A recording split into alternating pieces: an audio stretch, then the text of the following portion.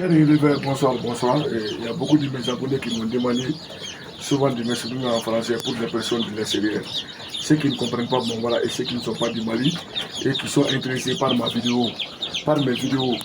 Voilà, donc je vais parler ce soir. Je suis dans mon laboratoire, hein. Ça c'est mon laboratoire comme ça. Donc vous voyez, il y a les poussins partout. C'est mon laboratoire. Voilà, c'est mon labo. Voilà, je vous montre les poussins. Je suis sur une température de 38 degrés actuellement. Donc c'est pour vous dire que moi je suis un éleveur, ça me fait 10 ans et 9 mois d'expérience.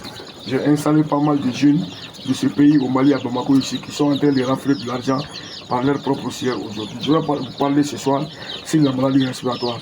Donc la maladie respiratoire, moi je le résume en deux étapes, il y en a plusieurs sortes, mais les gens font la confusion. Première maladie respiratoire, ça c'est le petit rhume où il y a du grondement et des sifflements au niveau des sujets.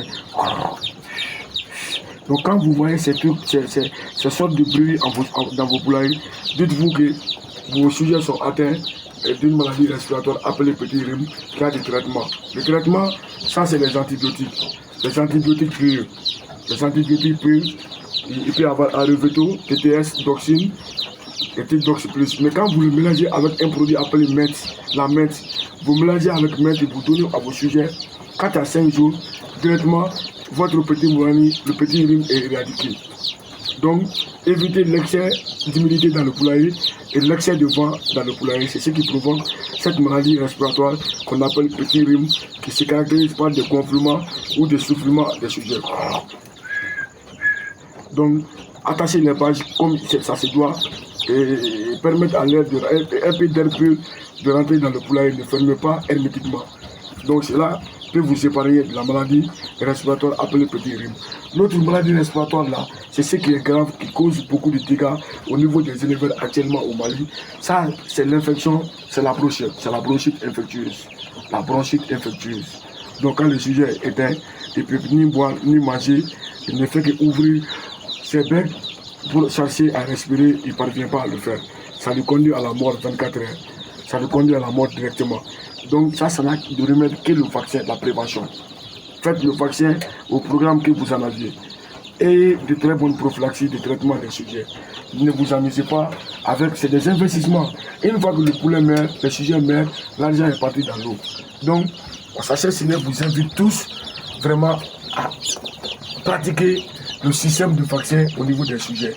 Le vaccin H9 qui est utilisé contre le Newcastle et la bronchite infectieuse, qui s'est fait au sujet dès le 3e jour au dosage 0,2 ml ou après le déballage au dosage 0,2 ml.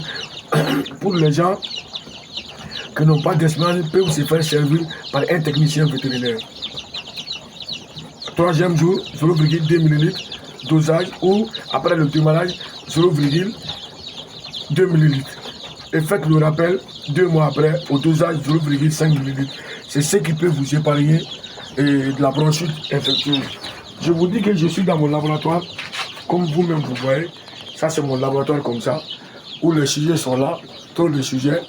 Donc je fais l'expérimentation et toutes mes pratiques ici. Donc ici, les sujets ne seront pas atteints par une maladie respiratoire, ni la bronchite infectieuse, ni coryza, ni variole, ni Newcastle. Vous savez, c'est le sérieux qui est dans ce laboratoire ici. Voilà. Donc, quand vous faites la vaccination en H9, cela seulement peut vous épargner de la bronchite infectieuse en prévention. Mais dites-vous qu'un sujet